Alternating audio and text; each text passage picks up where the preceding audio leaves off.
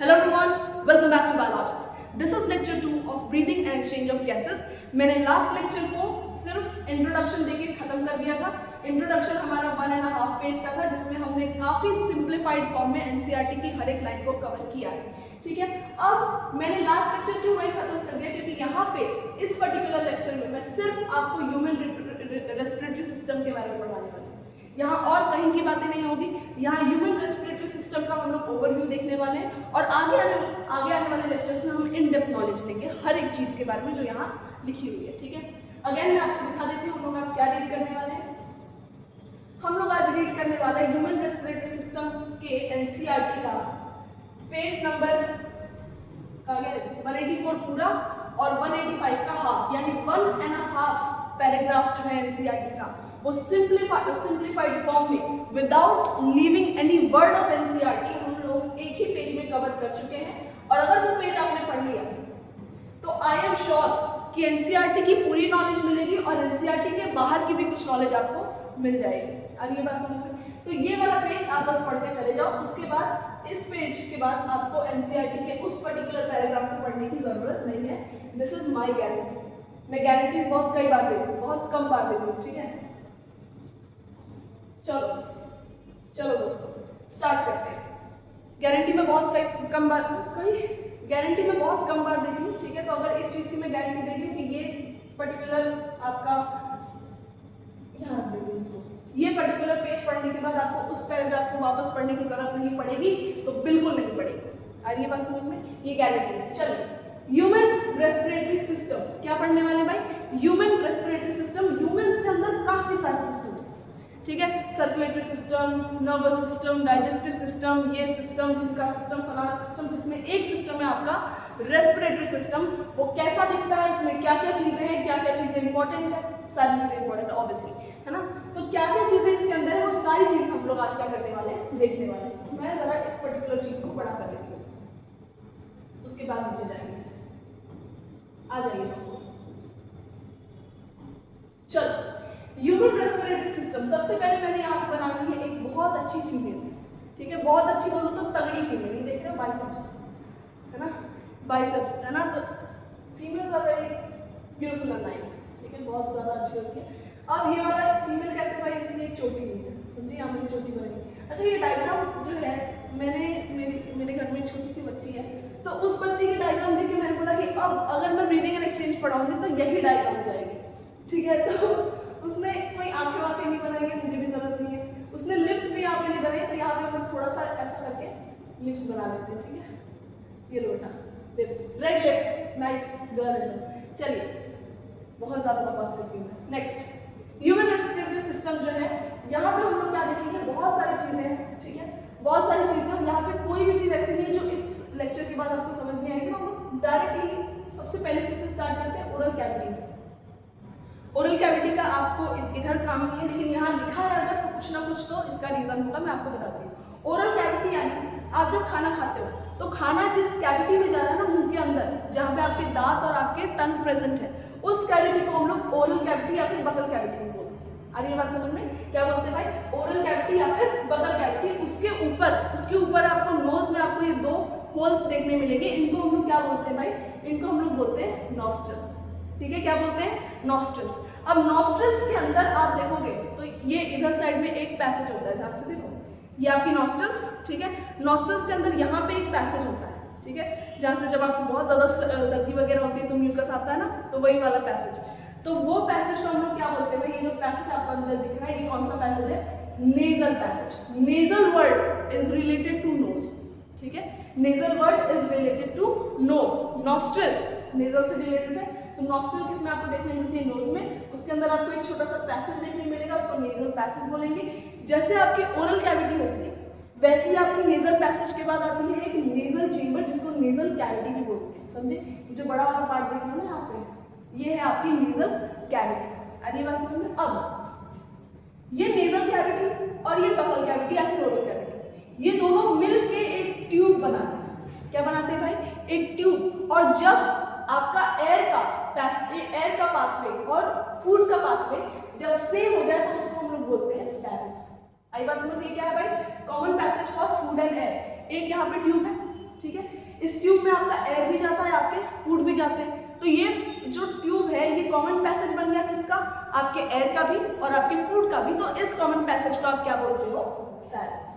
और ये बात समझ में पक्का। नेक्स्ट ये फेरेंक्स जो है, फेरेंक्स के नीचे से स्टार्ट होता है आपका क्या, लैरिंक्स। क्या स्टार्ट होता है भाई, लैरिंक्स। अरे कहाँ लिखा है, ये लैरिंक्स। लैरिंक्स के साथ ये कार्टिलेजिनस होता है और ये साउंड बॉक्स इसको बोलते हैं। क्यों, क्योंकि मैं जो भी कुछ बोल रही हूँ तो मैं, मेरी आवाज़ है, ठीक है। आप झगड़ा लड़ाई करते हो, आप किसी को डांटते हो, किसी से मारपीट से पहले वाले जो बातचीत करते हो बहुत बढ़िया वाली, तो वो चीज़ आप इसलिए कर रहे हो क्योंकि आपके साउंड निकल रहा है। तो साउंड निकालने का काम कौन करता है, लैरिंक्स। इसलिए इसको हम लोग क्या बोलते हैं, साउंड बॉक्स।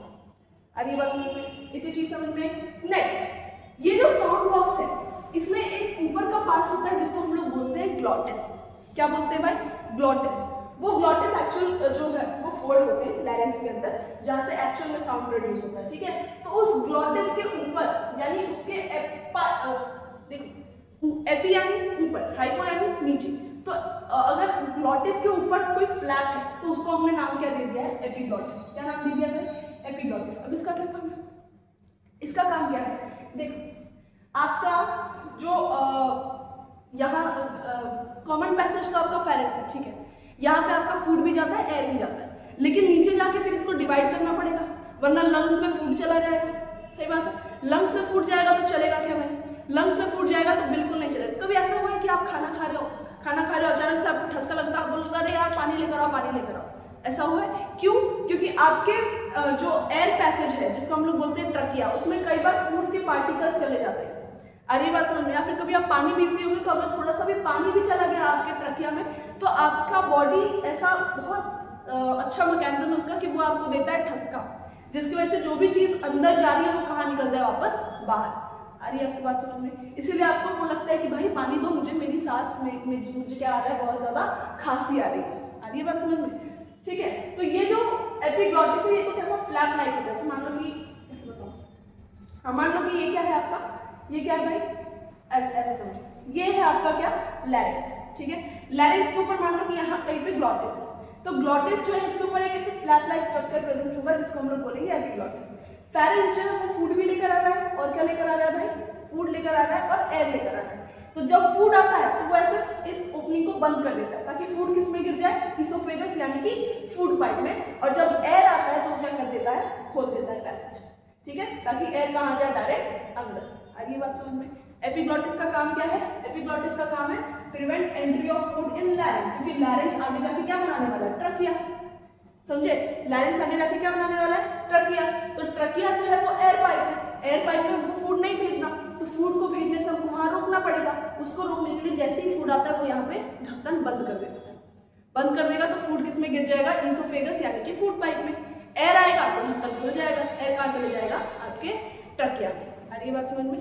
वैसे तो लैरिंक्स में जाएगा, उसके बाद कहाँ जाएगा, ट्रकिया में। चलिए फिर उसके बाद लैरिंक्स के नीचे आपको ये वाला स्ट्रक्चर दिख जाएगा, ये है आपका पाइप लाइक स्ट्रक्चर दिख जाएगा। ये क्या है भाई, ट्रकिया, ट्रका यानी वेंट पाइप। ये कैसा होता है, extended up to mid thoracic vertebra, mid thoracic vertebra तक ये एक्सटेंडेड रहता है। और यहाँ पे कैसा होता है, ये स्ट्रेट ट्यूब लाइक स्ट्रक्चर होता है। इतनी बात समझ गए। नेक्स्ट फिर क्या बोल रहा है, इसको थोड़ा सा हम लोग हटाते हैं। ये देखो ऊपर वाली चीज समझ ली, nasal chamber done, nasal passage done, nostril done, larynx done, oral cavity done, pharynx done, epiglottis, trachea, इतनी चीजें डन। यानी यहाँ तक की चीजें हमको समझ में आ गई। मिड थोरैसिक रीजन, ठीक है, यानी T5 थोरैसिक वर्टिब्रा, ठीक है। T5 थोरैसिक वर्टिब्रा तक आपका जो है स्ट्रेट ट्यूब आ रहा होता है जिसका नाम क्या है, ट्रकिया। जैसे ही वो T5 थोरैसिक वर्टिब्रा तक पहुंचता है वो डिवाइड हो जाता है दो और ट्यूब्स में, जिनको हम लोग क्या बोलने लगते हैं, राइट ब्रोंकाई और लेफ्ट ब्रोंकाई। अरे बात समझ में, ये कहां से स्टार्ट होते हैं, T5 यानी फिफ्थ थोरैसिक वर्टिब्रा, T5 यानी फिफ्थ थोरैसिक वर्टिब्रा। अरे बात समझ में पक्का। मिड वर्टिब्रा यानी T5 तक आपका ट्रकिया आता है स्ट्रेट ट्यूब में, फिर वो डिवाइड हो जाता है T5 रीजन पे और क्या बना लेता है, ब्रोंकाई, लेफ्ट जो साइड जाएगी वो लेफ्ट ब्रोंकाई, राइट जो साइड जाएगी वो राइट ब्रोंकाई। ठीक है, इतनी बात समझ में। अच्छा, अगर कोई बच्चा है, अगर कोई इतना बेवकूफ बच्चा है जिसको लगे कि मैम ये तो लेफ्ट है, तो लेफ्ट की जगह पे आपने राइट क्यों लिखा है? बेटा ऐसे खड़े रहना है, ठीक है, ऐसे करके तुम खड़े रहोगे तो ये तुम्हारा राइट रहेगा ना, ये तुम्हारा लेफ्ट रहेगा। तो इस लड़की को भी ऐसे ही खड़े कराया है, समझे? इधर साइड इसका राइट है, इधर साइड लेफ्ट है। अरे ये बात समझ में। चलो अब यहाँ पे आ जाओगे तो जो आपका लेफ्ट साइड है, जो आपका लेफ्ट आर्म है, इस साइड में अगर कोई ब्रोंकाई जा रही है तो उसको सिंपल नाम देते हैं हम लोग लेफ्ट ब्रोंकाई। ये दोनों कहाँ से स्टार्ट होती है? T5 यानी 5th थोरैसिक वर्टिब्रा से। ठीक है, उसके बाद ये और आगे जाके और ऐसे ऐसे ऐसे ऐसे करके डिवाइड करते हैं। जब ये ऐसे ऐसे करके और ब्रांचेस में और छोटे छोटे ट्यूब्स में डिवाइड होते हैं तो हम लोग इनको बोलते हैं ब्रोंकियोल्स। क्या बोलते हैं भाई? ब्रोंकियोल्स। ठीक है, ब्रोंकियोल्स कॉमन में लिखा है। ओके, उसके बाद ये जो ब्रोंकाई है, ये ब्रोंकाई जब डिवाइड करता है, मतलब जब ट्रकिया आता है ब्रोंकाई में बदलता है, तो ये ब्रोंकाई एंटर कर जाता है एक और स्ट्रक्चर में जिसका नाम क्या है? लंग्स। तो राइट साइड के लंग्स को राइट लंग, लेफ्ट साइड के लंग को लेफ्ट लंग। फिर उसके अंदर जब छोटे छोटे ट्यूब्स बनेंगे उनका नाम क्या होगा? ब्रोंकियोल्स। उसके बाद ये जो नीचे डोम शेप स्ट्रक्चर है ना, ये डोम शेप स्ट्रक्चर है, इसको हम लोग बोलते हैं डायफ्राम। क्या बोलते हैं भाई? डायफ्राम। इतनी बात समझ में आई? ये चीजें समझ में आ गई। अच्छा, ये क्यों बता रही थी मैं? ये इसलिए बता रही थी क्योंकि अब हम लोग पढ़ने वाले पाथवे ऑफ एयर। ठीक है, कि एयर कहाँ से जाके किसके थ्रू कहाँ आता है, एल्वियोलाई तक कैसे पहुंचता है। ठीक है, जैसे मान लो कि मैं आपको बोलूँ कि आप अपने घर से निकलिए और चले जाइए आपके घर के नियर बाय मार्केट में, जो यहाँ से 10 किलोमीटर दूर है। अगर आपने बस पकड़ी तो बस का एक रूट होता है कि भाई पहले यहाँ पहुँचेंगे A स्टेशन पे, फिर B स्टेशन, फिर C स्टेशन, फिर उसके बाद बढ़ के पूरा खत्म करके हम पहुँचेंगे कहीं हमारे डेस्टिनेशन पे, है ना। तो यहाँ पे भी आपका एयर यहाँ से एंटर करता है, फिर इसके बाद कौन सा पोजीशन आता है, उसके बाद क्या आता है, उसके बाद क्या आता है, एल्वियोलाई तक आने के बीच में कौन कौन से स्टॉक्स उसको मिलते हैं, उन स्टॉक्स के बारे में हम लोग अभी इसके आगे पढ़ने वाले हैं। यहाँ तक की चीज समझ में आई क्या? ये चीज पक्का समझ में आई? नहीं समझ में आई है तो फिर एक बार वापस जाइए, वीडियो फिर से स्टार्ट कीजिए और इसको देखिए, क्योंकि ये समझना बहुत जरूरी है। ठीक है, नेक्स्ट आ जाओ, नेक्स्ट देखते हैं, इसके आगे देखते हैं बहुत इंपॉर्टेंट चीज। इसको थोड़ा सा छोटा कर लेती हूँ क्योंकि ना मुझे सारी चीजें एक साथ चाहिए। एक बार मैं देख लेती हूँ दिख रहा है क्या। ओके, बहुत अच्छा लगा ये जान के कि कुछ भी ऐसा नहीं है जो विजिबल ना हो, है ना, सारी चीजें विजिबल। अब देखो स्टार्टिंग कहाँ से होती है? नॉस्ट्रल से। स्टार्टिंग कहाँ से होती है? नॉस्ट्रल से। नॉस्ट्रल में आपकी एटमॉस्फेरिक एयर क्या करेगी? एंटर करेगी। तो यहाँ एटमॉस्फेरिक एयर ने एंटर किया, उसके बाद वो कहाँ चलेगी? Nasal passage, nasal chamber, pharynx, larynx. Larynx के ऊपर एक फ्लैप होता है जिसको हम लोग क्या बोलते हैं? एपिग्लॉटिस। ये प्रिवेंट करती है entry of food into larynx, क्योंकि लैरिंक्स आगे जाके किसमें कन्वर्ट होने वाला है? ट्रकिया में, जो कि क्या है? Wind pipe. विंड पाइप में सिर्फ विंड चाहिए होता है, सिर्फ एयर चाहिए होती है, हमको फूड की जरूरत नहीं होती। फूड अगर एंटर कर गया तो हमको खांसी आने लगेगी, फूड को बाहर फेंका जाएगा बाया बॉडी। चलिए अब यहाँ पे उसके बाद ट्रकिया के अंदर आएगा प्राइमरी ब्रोंकाई। हमने बोला था T5th रीजन पे ब्रोंकाई जो है वो बनना चालू हो जाएंगे। तो T5th रीजन पे जो ब्रोंकाई टूटी उसका नाम है आपका प्राइमरी ब्रोंकाई, फिर secondary bronchi, tertiary bronchi, initial bronchioles और फिर टर्मिनल ब्रोंकियोल्स। टर्मिनल ब्रोंकियोल्स जो है उनके आगे में ऐसा कुछ सैक लाइक स्ट्रक्चर प्रेजेंट होता है और इस सैक लाइक स्ट्रक्चर को हम लोग बोलते हैं एल्वियोलाई। आ रही बात समझ में? अब देखो ध्यान से सुनो, आपका घर, आप अपने घर से निकले, 10 किलोमीटर दूर एक मार्केट था, उस मार्केट में जाके आपको सब्जी कपड़ा ये वो बहुत सारा जो भी चीज़ आपको लेनी है वहाँ जाके लेनी थी। तो बीच में जितने भी स्टेशंस आए, क्या उन स्टेशंस पे आपने कोई काम किया? क्या उन स्टेशंस पे आप उतरे और वहाँ पे आपने शॉपिंग करना चालू कर दिया? नहीं किया, राइट। तो नॉस्ट्रल से एल्वियोलाई तक आने में, एल्वियोलाई में आपका एक्चुअल डिफ्यूजन होता है, मतलब कि आपका O2 और CO2 जो है वो डिफ्यूजन हो जाता है इन लोगों का, किसमें? एल्वियोलाई में, यानी कि आपका क्या है? मार्केट। ठीक है, इसके पहले जितने हैं ये वो स्टॉप से जो कि आपके एयर को क्या कर रहे होते हैं? कंडक्ट कर रहे होते हैं, यानी उधर से ला रहे होते हैं। क्या कर रहे होते हैं भाई? ला रहे होते हैं, यानी कि नॉस्ट्रल से लेकर टर्मिनल ब्रोंकियोल तक आपका कंडक्टिंग पार्ट है, यहाँ सिर्फ एयर को लाया जाता है। इस पैसेज से, इस पाथवे से आपके एयर को ला रहे होते हैं। ठीक है, कहां से कहां तक है भाई? नॉस्ट्रल से लेकर टर्मिनल ब्रोंकियोल तक। इसको कंडक्टिंग पार्ट क्यों बोला गया? क्योंकि यहाँ पे आप एयर को ला रहे हो, ये वो पाथवे है जिससे आप एयर तक एल्वियोलाई तक पहुंचो। आ रही बात समझ में, एयर को लेकर। अब कंडक्टिंग पार्ट में भी कुछ 3 चीजें होती है। पहली चीज कि जो भी आप एयर ब्रीथ कर रहे हो, है ना, तो अभी क्या है कि AQI बहुत ज्यादा बढ़ गया है, एयर क्वालिटी इंडेक्स है ना, तो AQI बहुत ज्यादा बढ़ गया है।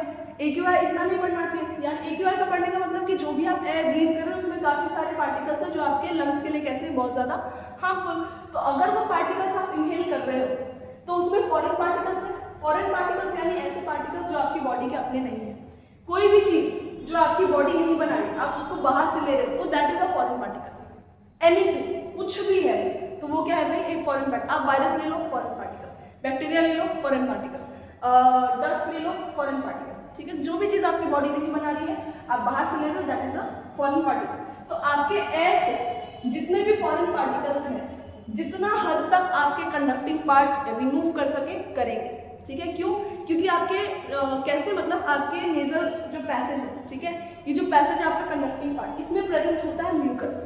तो जब वहां से एयर बहती बहती बहती बहती आ रही होती है तो जितने फॉरेन पार्टिकल्स है आपका म्यूकस उसको क्या कर लेता है, पकड़ लेता है।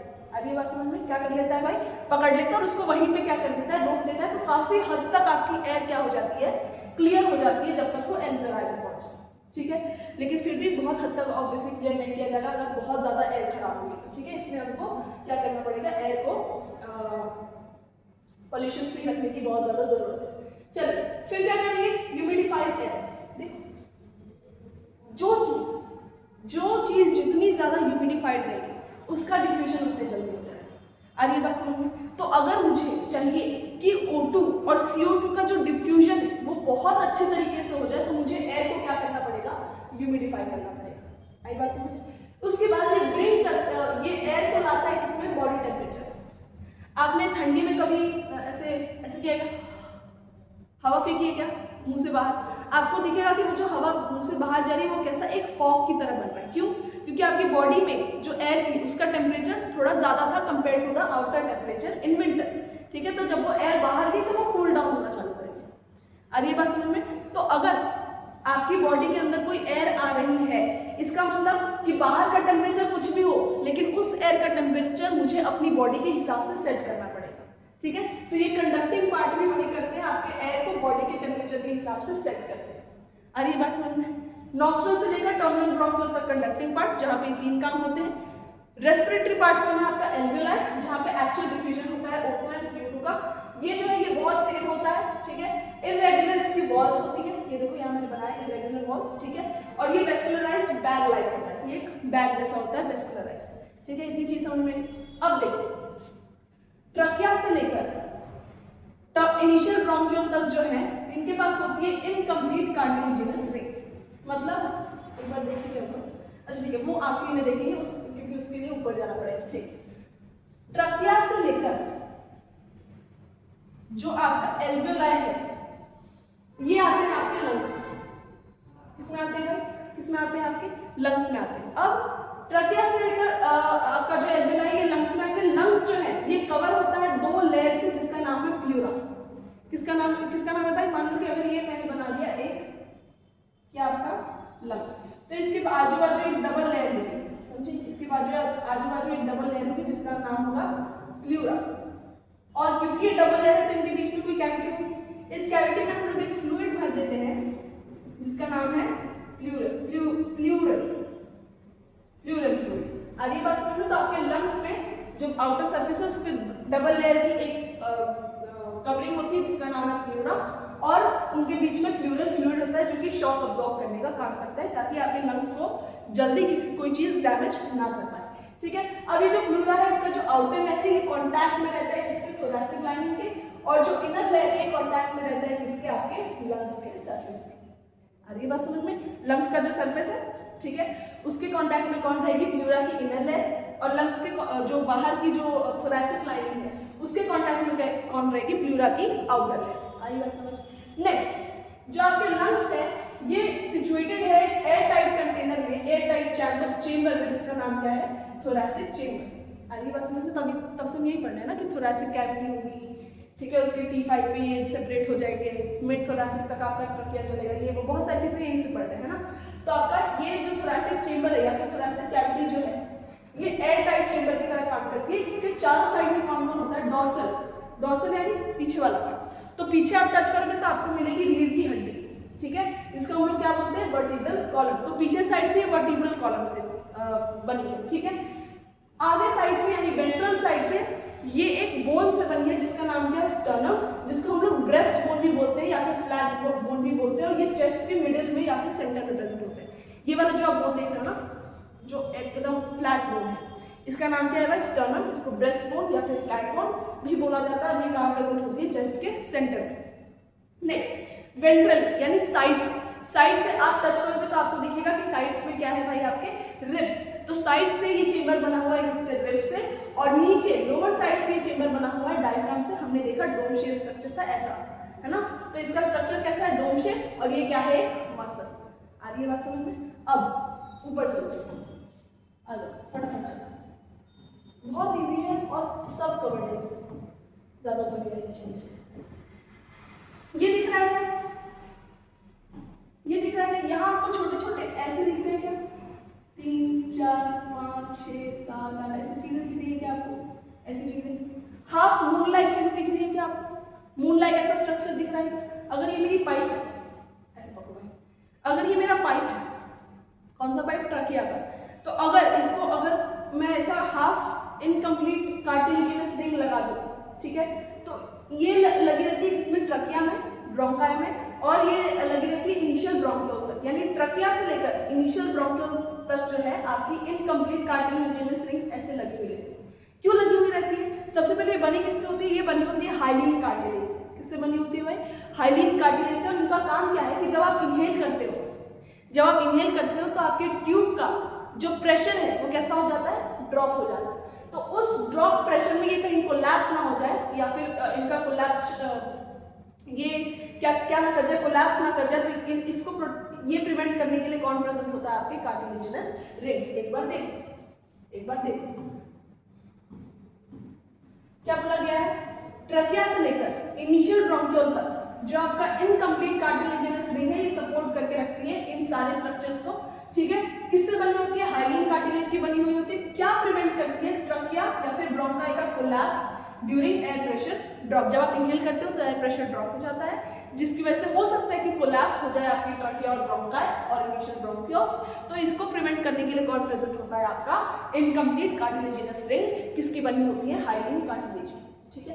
अब इन सब में कुछ ही चीजें जो एनसीईआरटी में दी है, मतलब काफी सारी चीजें जो एनसीईआरटी में दी है, कुछ चीजें नहीं दी है, जैसे कि हाइलिन कार्टिलेज के बारे में नहीं दिया है उस पर्टिकुलर पैराग्राफ में। आपको नहीं दिया है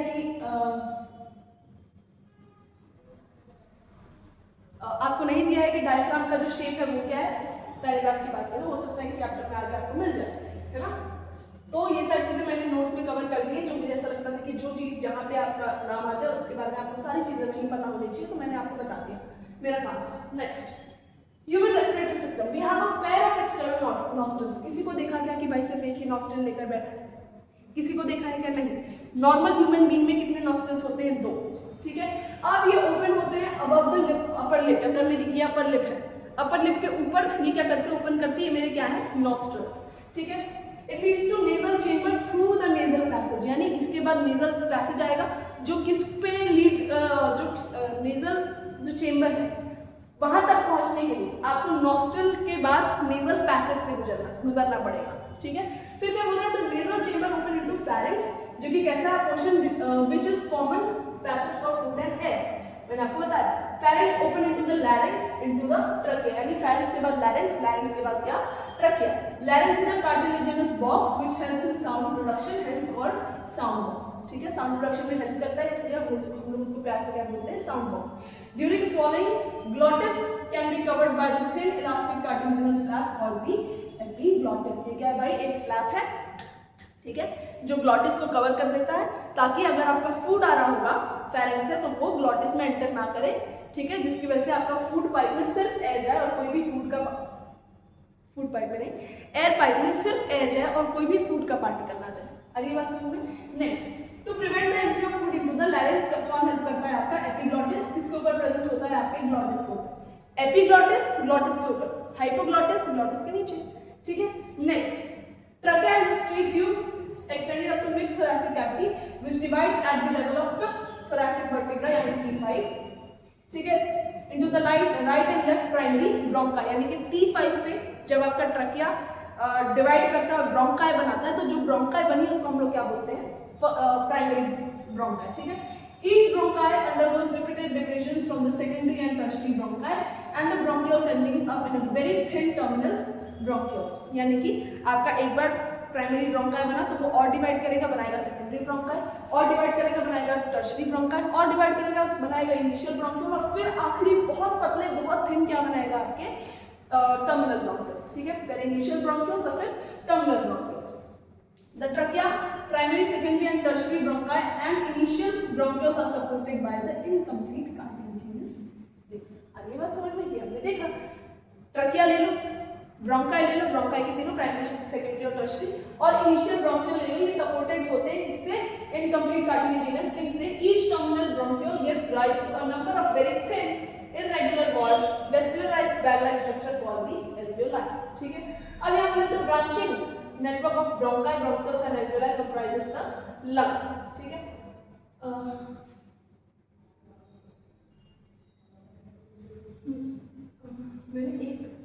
मुझे एक चीज बहुत अभी याद आई है, मैं बताना चाहती हूँ, क्या है ना, ऐसा अच्छा है कि मुझे याद आ जाता है, वरना तो फिर लोग चिल्लाने लगेंगे अरे इसको आता नहीं और ये। देखो हाँ, ये यहाँ से मैंने प्रॉब्लम की है। अच्छा पहले ये देखते हैं यहाँ से। लंग्स कहाँ से स्टार्ट हो रहा है, ब्रोंकाई से, ट्रकिया तो बाहर है, तो हमने यहाँ पे जो ट्रकिया पे मार्क किया है, ट्रकिया पे नहीं मार्क करके कहाँ मार्क करना चाहिए था, प्राइमरी ब्रोंकाई। अरे बात समझ, यानी ये चीज यहाँ नहीं आती बल्कि यहाँ आएगी। अरे बात समझ, ट्रकिया तो बाहर है ना, लंग्स के बाहर है ना ट्रकिया, तो ट्रकिया पे हमने पता नहीं क्यों मैंने किया, ये नहीं होना चाहिए, ठीक है। नेक्स्ट माइनर मिस्टेक थी, करेक्ट कर ली है, कोई चिल्लाएगा नहीं कि नहीं आता है और ये नहीं और वो नहीं, चिल्लाओगे तो क्या हो जाता है, ठीक है, चिल्लाएंगे मेनली वही जो मुझे जानते हैं, ठीक है। अच्छा जानने पहचानने वाले लोगों का ये है ना कि देखिए मैं कोई भी कभी भी रील वगैरह डालती हूँ तो कुछ ही लोग ऐसे होते हैं जो कि एक्चुअल में ऐसा होता है उनको भी ठीक है भाई लाइक कर देते हैं ये वो, बाकी देखेंगे भी और फिर भी बोलेंगे कि नहीं हम नहीं करने वाले। तो ऐसा होगा आपके साथ, आप कभी भी कोई न्यू काम करने वाले हो या कोई न्यू चीज़ आप स्टार्ट करने वाले हो, बीट न्यू फैक्ट्री और न्यू प्रोजेक्ट और न्यू चैनल और कोई भी चीज़ की आप तैयारी करने वाले हो, तो आप एक्सपेक्टेशन जो है आपके फैमिली फ्रेंड से ज़रा कम रखिए, क्योंकि बाहर के लोग ज़्यादा सपोर्टिव होते हैं compare to the family and friends जो आपके सो कॉल्ड है, ठीक है। नेक्स्ट, ज़्यादा कंट्रोवर्शियल बातें नहीं करनी चाहिए उन्नति, प्लीज़, ठीक है। ज़्यादा कंट्रोवर्शियल बातें करोगे तो फिर वो चीज़ हो जाएगी कि आपने हमारे बारे में ऐसा क्यों बोला, ऐसा तो नहीं बोलना चाहिए था, पर ठीक है। एनीवेज हमारा काम था बोलना, हम तो बोलेंगे, हमारा चैनल भाई, हम कुछ भी बोले, हम हमारी मर्जी, हमारा मम्मी पापा सब जानता है, जो करना कर लो। Next, the branching network of bronchi, bronchioles and alveoli comprises of the lungs, ठीक है। We have two lungs which is covered by the double layered pleura, ठीक है, with fluid between them called the pleural fluid between them. It reduces the friction on the lung surface. The outer pleural membrane is close contact with the thoracic. With the thoracic inner lining, whereas the inner pleural membrane is in close contact with the lungs surface. The part starting with the external nostril to the terminal bronchiole constitute the conducting part. इसमें तीन चीजें होती हैं, alveoli and their ducts, जहाँ पे actual respiration मतलब actual exchange of gases जहाँ पे होता है उसको हम लोग बोलते हैं respiratory part या फिर exchange part, ठीक है। अब यहाँ जो कंडक्टिव पार्ट है इसमें तीन चीजें होती हैं। सबसे पहले कि ये एयर को ट्रांसपोर्ट कराते हैं, transport atmospheric air to the alveoli, ठीक है। यहाँ फॉरेन पार्टिकल्स जो है ये क्लीन करता है एयर से और ह्यूमिडिफाई करता है एयर को और ब्रिंक करता है एयर को किस पे, बॉडी टेम्परेचर पे, यानी बॉडी टेम्परेचर पे एयर को लाने की कोशिश करता है। बहुत गर्म एयर होगी एटमॉस्फेयर की तो उसको ठंडा कर देगा, बहुत ठंडी होगी तो उसको गर्म कर देगा, ठीक है। Next, exchange part is the site of actual diffusion of CO2 and O2 जो कि कौन है आपका alveoli. The lungs are situated in the thoracic chamber which is automatically an airtight chamber, ठीक है, chamber क्यों बोल रही हूँ मैं, okay. The thoracic chamber is form dorsally bye vertical column, यानी पीछे साइड से वर्टिकल कॉलम से बना हुआ है, वेंट्रली बाय स्टर्नम, यानी आगे साइड से स्टर्नम से बना हुआ है, जिसको हम लोग फ्लैट बोन या ब्रेस्ट बोन भी बोलते हैं। लैटरली बना होता है रिब्स से, और आपके लोअर साइड से बना होता है इससे डोम शेप डायफ्राम से। अरे है यार, डोम शेप है। चलो next, the anatomical setup of lungs and thorax is such that any change in the volume। अच्छा, ये वाली जो लाइन है ये आपको नेक्स्ट जब मैं लेक्चर पढ़ाऊंगी उसके बाद समझेगा। इसमें ये बोला गया है कि पल्मोनरी वॉल्यूम में तभी चेंज आएगा जब थोरैसिक वॉल्यूम में चेंज आएगा, यानी बेसिकली ये दोनों जो है एक दूसरे के बिना सपोर्ट के अपने वॉल्यूम के अंदर चेंज नहीं ला सकते।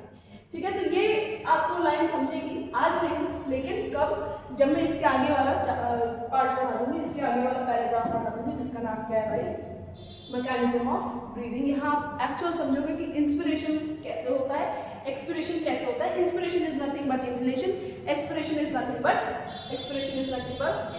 एक्सहेलेशन। ठीक है, आई होप यहाँ तक की चीज़ें समझ में आई होगी। बहुत सारी बातें हमने की। अच्छा, एक और चीज़, यहाँ पे कोई भी ऐसी चीज़ नहीं होगी जो आपको छूट गई होगी उस पर्टिकुलर डायग्राम में और उस पर्टिकुलर 1 पेज के नोट में। ये वाली चीज़ जो है ऑलरेडी आपको समझ में आती है। Epiglottis, trachea, larynx, trachea, bronchus है, ब्रोंकाई, ठीक है, bronchi is plural, bronchus is singular, curtain of ribs, lungs, diaphragm, bronchioles, pleural fluid, alveoli, pleural membrane. सारी चीजें आपको समझ में आती हैं, इसमें कोई भी इशू नहीं होना चाहिए। ठीक है, अब जो है नेक्स्ट वीडियो बहुत जल्दी आने वाली है, which is lecture 3 of breathing and exchange of gases. तो तब तक के लिए thank you, take care of yourself, अच्छा खाइए, अच्छा पीजिए, वेदर से सावधान रहिए और अपना बहुत ख्याल रखिए। Thank you so much. News channel जैसी बातें करती हूँ कभी कभी।